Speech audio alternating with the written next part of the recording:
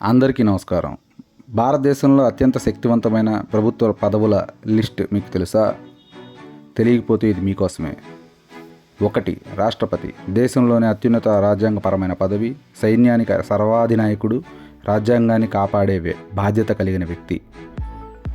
2. ప్రధానమంత్రి. ప్రభుత్వానికి నాయకుడు. కార్యనిర్వాహక అధికారంలో అత్యంత శక్తివంతుడు. దేశ పాలనలో కీలక నిర్ణయాలు తీసుకునే పదవి. 3. ఉపరాష్ట్రపతి. రాజ్యసభకు చైర్మన్. రాష్ట్రపతికి తరువాతి స్థానంలో అత్యున్నత హోదా కలిగిన వ్యక్తి. 4. ముఖ్య న్యాయమూర్తి.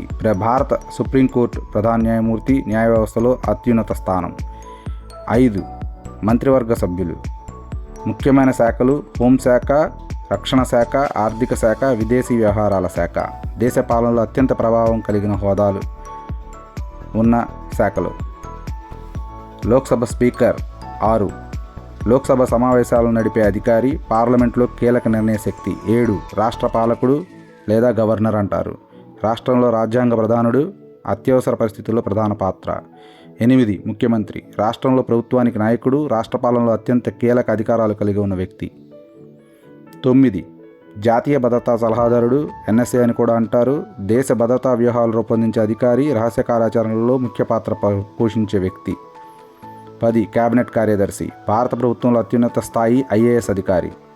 అన్ని కేంద్ర మంత్రిత్వ శాఖల సమన్వయకర్త.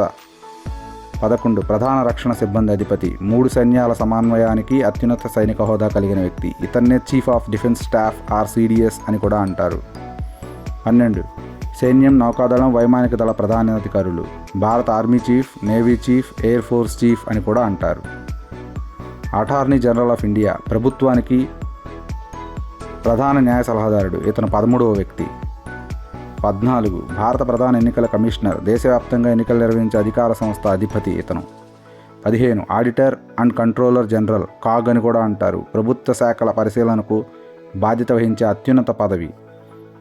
16. లోక్పాల్ ఆర్ రాష్ట్రంలో లోకాయుక్త అని కూడా అంటారు. అవినీతి నియంత్రించే స్వతంత్ర సంస్థల అధిపతులు దీనిలో భాగం. Thank you for watching the video.